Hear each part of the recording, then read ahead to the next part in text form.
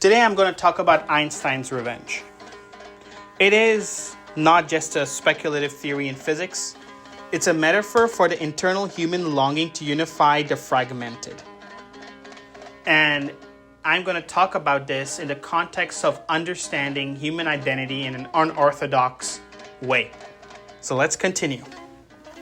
In theoretical science, this quest of unifying the fragmented centers on reconciling general relativity, which describes gravity and the curvature of space-time, with quantum mechanics, which governs probabilistic dancing of particles. These two domains work flawlessly in their own realms, yet resist reconciliation.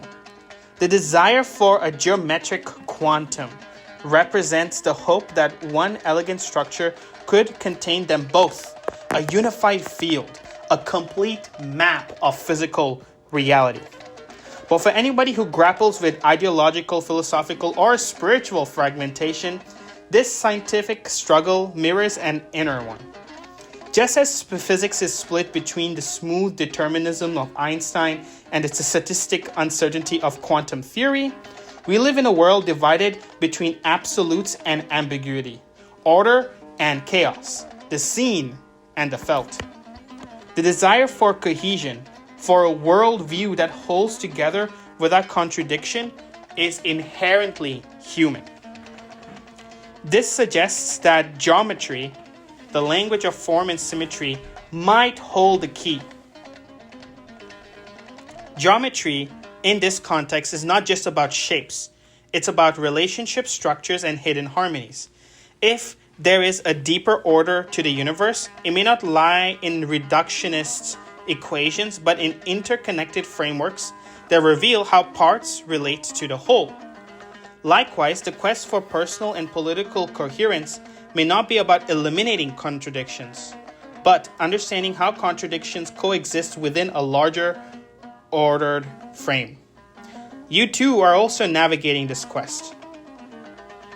Some people balance the rigor of rational systems with the pull of instincts, the desire for cultural rootedness with the need for ideological fluidity.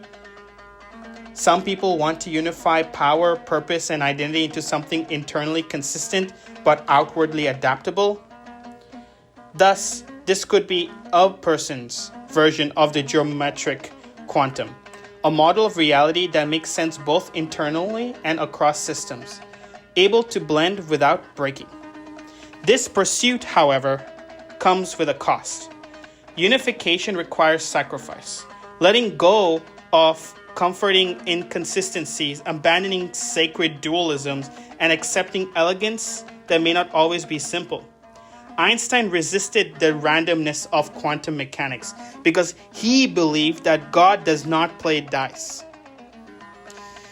Other people continue this resistance, not out of denial, but out of conviction that the universe is not merely chaotic, but deeply ordered in ways we've not seen yet. And thus, if you are building a new worldview, a framework that can reconcile desperate truths, spiritual and scientific, strategic and emotional, then you must pursue it with the same boldness. You must imagine that there is a way to align the symbolic with the real, the mystical with the practical, the personal with the historical. And like physicists chasing elegance across dimensions, you will likely need to invent new languages, new metaphors, and even new disciplines to contain it. Thus, Einstein's revenge is not about proving his equations right.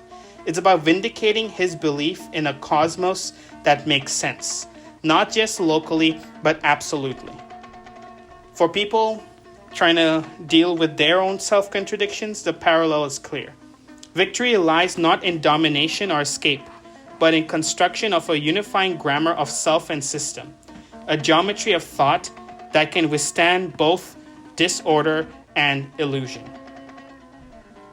A quantum geometry of culture, identity, and truth.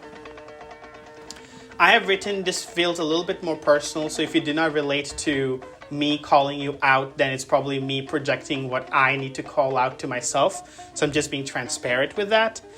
And I hope you enjoyed this video. Comment in the comment section down below what you think. And if you feel comfortable, share what your geometry, your quantum geometry would look like.